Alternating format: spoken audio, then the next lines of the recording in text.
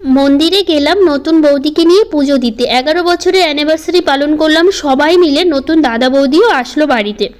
রাধে রাধে বন্ধুরা, কেমন আছো তোমরা সবাই? আশা করি ভীষণ ভালো আছো। আমরাও কিন্তু খুব ভালো আছি। আজকে হচ্ছে সোমবার, তোমাদের সাথে নিয়ে আজকের ব্লগটা শুরু করছি। সাথে থাকো, আজকের ব্লগটা খুব ভালো লাগবে। তো যাই হোক, সকাল সকাল ব্লগ করছি। দেখো ওই যে হলুদ শাড়ি পরে দাঁড়িয়ে আছে, এটা কিন্তু আমাদের বৌদি। যেহেতু কালকে এসছে অষ্টমঙ্গলা থেকে বাড়িতে, আমাদের বাড়ি মানে মায়ের বাড়িতে ফিরেছে আর কি, মানে বৌদি শ্বশুর বাড়ি যেটা আর কি। তো যাই হোক, বৌদি ফিরেছে। তো আমাদের মধ্যে হচ্ছে এই পুজোটা দিতে হয়। মানে এটা হচ্ছে অনেকে আকুলি সুমতির পুজো বলে, আমাদের তো আকুলি সুমতির পুজোই বলে। মানে বিয়ের পরে এটা হচ্ছে ছেলে মেয়ে যাই হোক অষ্টমঙ্গলা থেকে ফিরলে, মানে ছেলে অষ্টমঙ্গলা থেকে ফিরলে তখন করে, আর মেয়ে মানে মেয়ের বিয়ে হলে তখন যখন অষ্টমঙ্গলায় আসে তখন করে পুজোটা। তো যাই হোক, তোমাদের মধ্যে এই পুজোটা আছে কি না জানি না, অবশ্যই জানি। এটা কিন্তু শিলনোড়া দিয়ে করতে হয়, এটা মাথায় করে আবার বাড়িতেও ঢুকতে হয়। বৌদি ঢুকেছিল, তো পান পাতা দিতে হয়, চুল ধরে পান পাতা ধরে টানতে হয়। তো যাই হোক, সেই ভিডিওগুলো করতে পারিনি। তারপরে আসলাম আমাদের এখানে একটা পুজো দিতে। তো যাই হোক, প্রথমেই বলছি আজকে হচ্ছে আমাদের অ্যানিভার্সারি। 1 ডিসেম্বরে আমাদের বিয়ে হয়েছে, পুরো 11 বছর হয়ে গেল। তো যাই হোক, ভাবলাম কি তারপরে হচ্ছে দাদা বৌদি আসবে মন্দিরে পুজো দিতে। তো ভাবলাম দাদা বৌদির সাথে একবারে যাই, যেহেতু আমাদের অ্যানিভার্সারি উপলক্ষেও পুজো দেওয়া হয়ে যাবে। তোমাদের তো কালকের ব্লগে দেখিয়েছিলাম বাবানের পাপা আমি, বাবানের পাপা আর বাবান হচ্ছে আমরা মায়ের বাড়িতে এসেছি। দাদা বৌদি আসবে দেখে অষ্টমঙ্গলা থেকে ফিরবে, মা আসতে বলেছিল, গিয়েছিলাম মায়ের ওখানে। মায়ের বাড়ি ওখান থেকে কিন্তু আমরা মন্দিরে পুজো দিতে এসেছি। এই মন্দিরটা হচ্ছে মায়ের বাড়ির ওখানেই। এখানে অনেকগুলো মন্দির আছে, তো সবটাই তোমাদের একটা একটা করে দেখাবো। আর ঠাকুমাও কিন্তু এসছে আমার সাথে, দাদা বৌদি আর ঠাকুমা এসছে। একটা টোটো করে আমরা এসছি, যেহেতু আমাদের বাড়িতে দুটো টোটো আছে, বাবার আর কাকুর, কিন্তু ওদের আবার ভাড়া ছিল, সেই জন্য হচ্ছে সকালবেলায় বেরিয়ে গেছিলো। তো মায়ের বাড়ির পাশে আর একটা টোটো আছে, ওদের টোটো নিয়ে আমরা হচ্ছে মন্দিরে হচ্ছে এসছি পুজো দিতে। তো বাবানের পাপাও আসতে চেয়েছিল, কিন্তু কি বলো তো, আজকে আবার বাবানের পরীক্ষা আছে। তো মায়ের বাড়িতে আমার বাবানকে হচ্ছে বাবানের পাপা পড়াচ্ছে। তো বললো তুমি গিয়ে পুজোটা দাও, আমি তো যেতে পারছি না। তো সেই জন্য হচ্ছে তুমি পুজোটা দিও। আর তার মধ্যে বাবানের পাপা আসতে পারবে না সকালবেলা, যেহেতু বাবানের পাপা একটাই জামা প্যান্ট ছিল। তো বললো যে আমার তো পরিষ্কার জামা প্যান্ট নেই, এগুলো জামা প্যান্ট পরে খাওয়া হয়ে গেছে, তো আমি তো আর মন্দিরে পুজো দিতে পারবো না। তুমি গিয়ে পুজো দিয়ে দাও, এইদিকে বাবানের পড়ানোটাও আবার নষ্ট হবে, তাহলে তুমি একাই গিয়ে পুজোটা দিয়ে এসো, আমি হচ্ছে বাবানকে পড়াচ্ছি বাড়িতে। তো সেই জন্য বাবানের পাপা বাবানকে হচ্ছে মায়ের বাড়িতেই পড়াচ্ছে। তো এইদিকে পুজো দিয়ে বাড়ি ফিরবো, ওখান থেকে খাওয়া দাওয়া করে আবার বাড়িতে যাব। আজকে আবার অ্যানিভার্সারি করতে হবে, তো দাদা বৌদিও আসবে, ওরা আসবে পরে। আমরা সকালবেলায় চলে যাব, যেহেতু হচ্ছে বাবানের পরীক্ষা আছে, সেই জন্য সকাল সকালই বেরোতে হবে। তো প্রতি বছরই বাবানের পাপা কিন্তু অ্যানিভার্সারির দিন ছুটি নেয়, স্কুল বাড়িতেই থাকে, কিন্তু আজকে আর পারেনি ছুটি নিতে, খুবই দরকারিতে স্কুলে যেতেই হলো। তো সেই কারণে স্কুলে গেছে, নইলে হচ্ছে স্কুলে কিন্তু যেত না। তো যাই হোক, এখানে দুর্গা মন্দির আছে। দুর্গা মন্দিরটা কিন্তু মানে বাসন্তী পূজা হয় এখানে। ওই সময়টা এখানে অনেক বড় গান হয়, অনেক দিন বাউল কবি এগুলো গান হয় এখানে। 10-12 দিন কিন্তু থাকে এখানে মেলাটা, বেশ সুন্দর, অনেক বড় করে হয়। এটা হচ্ছে কালী মন্দির। তো এখানে শিব মন্দির, কালী মন্দির, দুর্গা মন্দির, সব রকমের মন্দির আছে। আবার নতুন একটা মন্দির করছে, এটা হচ্ছে রাধাকৃষ্ণের মন্দির করছে, এখনও পুরোটা কমপ্লিট হয়নি, কেবল শুরু করেছে মন্দিরটা। তো যাই হোক, এখানে ঠাকুর নেই দেখে আর দেখাতে পারলাম না, রাধাকৃষ্ণর মন্দিরটা, ওটা তো কেবল শুরু করেছে, তো সেই জন্য।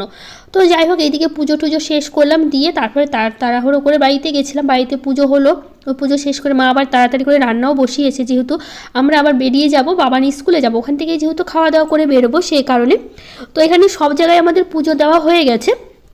তো যাই হোক, এখানে হচ্ছে ঠাকুরের নাম আমি বলছি, এটা আসলে ওটা হচ্ছে কি বলো তো, ওখানে জায়গাটার নাম যেহেতু মুড়িয়াকুণ্ড, তো সেই জন্য মুড়িয়া বাবা নামেই হচ্ছে পরিচিত জায়গাটা এখানে আর কি। মন্দিরটা সবাই মুড়িয়া বাবা নামেই কিন্তু বলে, জায়গার সেই ঠাকুরের নামটা দেওয়া হয়েছে, মুড়িয়া বাবা বলেই সবাই পরিচিত। তো যাই হোক, মায়ের বাড়ি থেকে সোজা চলে এসেছি কিন্তু বাড়িতে। আসলে কি বলো তো, ওখানে এত দেরি হয়ে গেছিলো, মানে ওখানে অনেকটাই দেরি হয়ে গেছিলো। মায়ের বাড়িতে তাড়াহুড়ো করে বাড়িতে এসেছি, কারণ হচ্ছে ওখানে সময় ছিল না বেশি, তাড়াতাড়ি করে ওখানে খাওয়া দাওয়া করে ভিডিও করতে পারিনি কিছু, এত তাড়াতাড়ি বেরিয়েছি। বাড়িতে এসে সঙ্গে সঙ্গে বাবানকে রেডি করে দিয়েছি জামা প্যান্ট পরে, আর বাবানের বাবা তো নতুন করে জামা প্যান্ট পরলো, পরে সঙ্গে সঙ্গে কিন্তু ওরা স্কুলে বেরিয়ে গেল। বাবানকে দিয়ে বাবানের বাবা চলে যাবে, আর আমি এত তাড়াতাড়ি এসেছি কারণ হচ্ছে বাবানকে আবার 12:30টার দিকে ছুটি হয়ে যাবে, বাবানের যেহেতু পরীক্ষা চলছে। এখন 50-এর মধ্যে পরীক্ষা হচ্ছে বাবানের, তো সেই জন্য 12:30টায় ছুটি হয়ে যায়।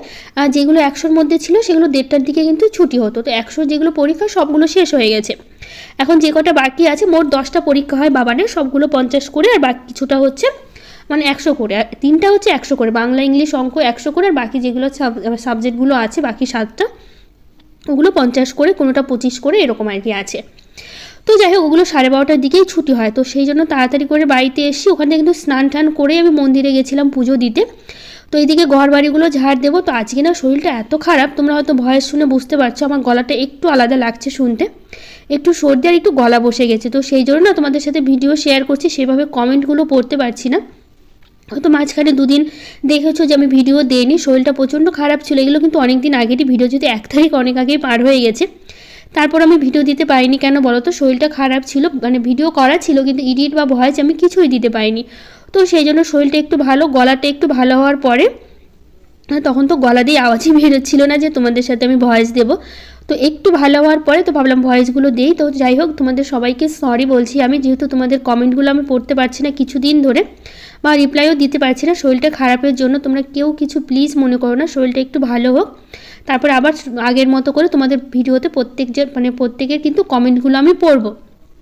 তো তোমরা কিন্তু কেউ কিছু মনে করো না, সবাইকে আমি সরি বলছি।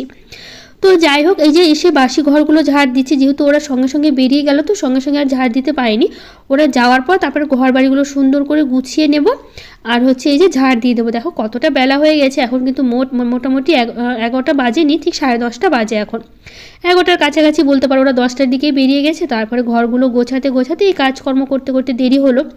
তো এগুলো গুছিয়ে নিয়ে আবার আমি স্নান করেছিলাম, যেহেতু ওখান থেকে স্নান করে পুজো দিলাম মন্দিরে দিয়ে, তারপরে যেহেতু ওখান থেকে খাওয়া দাওয়া করে এসে এদিকে ঘরের ঠাকুরও আছে, সেগুলো আমাকে পুজো দিতে হবে। তো সেই জন্য এদিকে ঘরে যা কিছু কাজকর্ম ছিল, মানে গোছানো পরিষ্কার করা সব কিছু আমি গুছিয়ে নিয়ে তারপরে আবারও স্নান করলাম, স্নান করে পুজো দিলাম। এদিকে শরীরটা খারাপ, তার মধ্যে আজকে 2বার করে স্নান, জানো তো।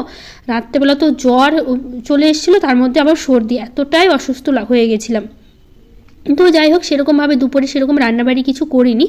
তো একবারে বিকেলবেলা এখন একটু রান্না বলতে গেলে পায়েস করছি, যেহেতু রাতের সব কিছু রান্নাবাড়ি করতে হবে।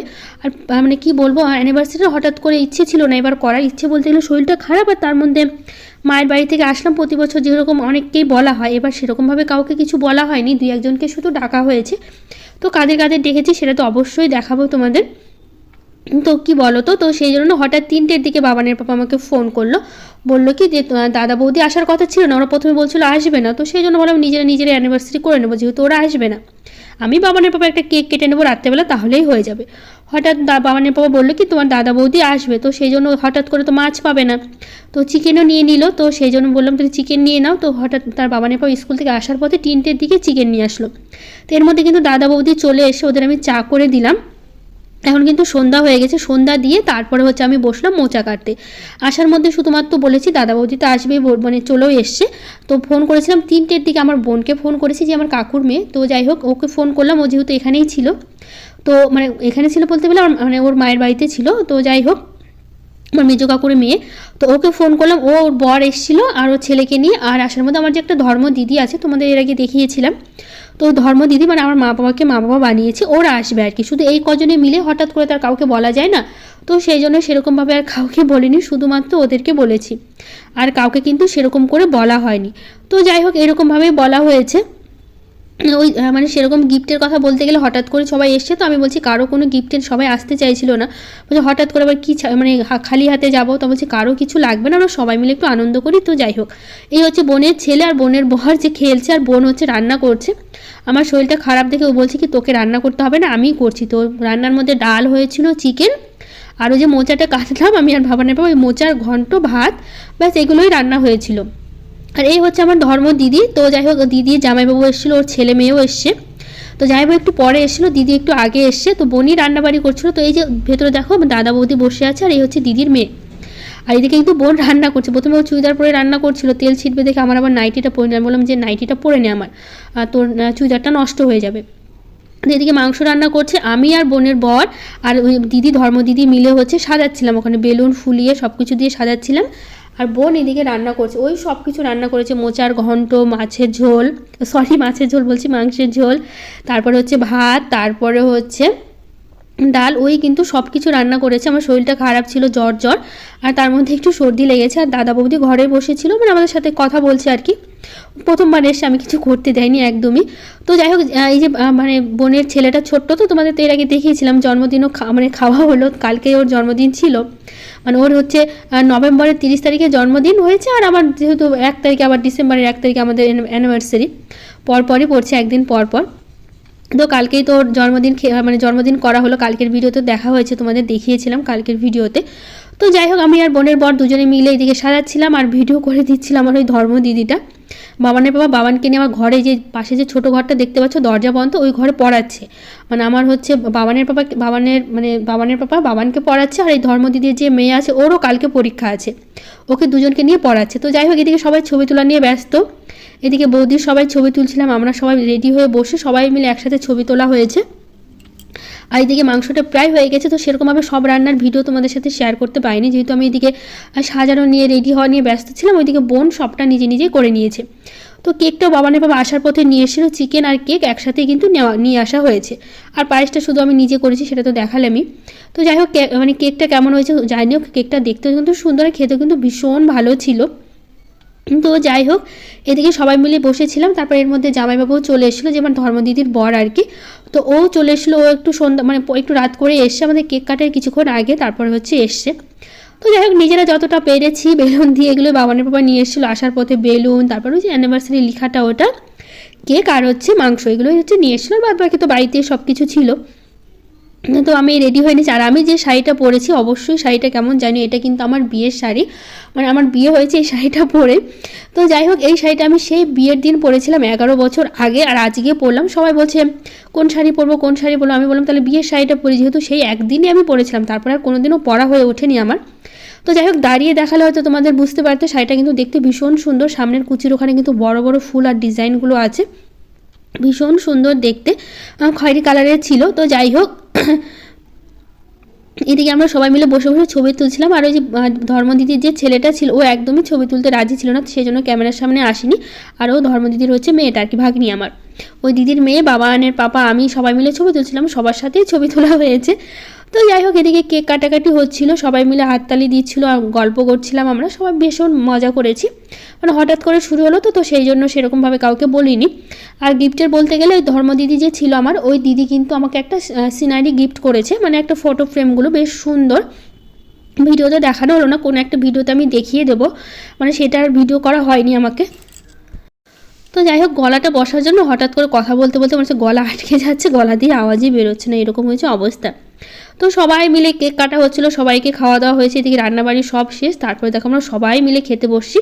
আর বৌদিকে দিয়েছিলাম অনেক আগে খেতে, বৌদি বলছিল কি আমার মাথাটা প্রচণ্ড ব্যথা করছে, তো বৌদিকে সবার আগে দিয়েছিলাম।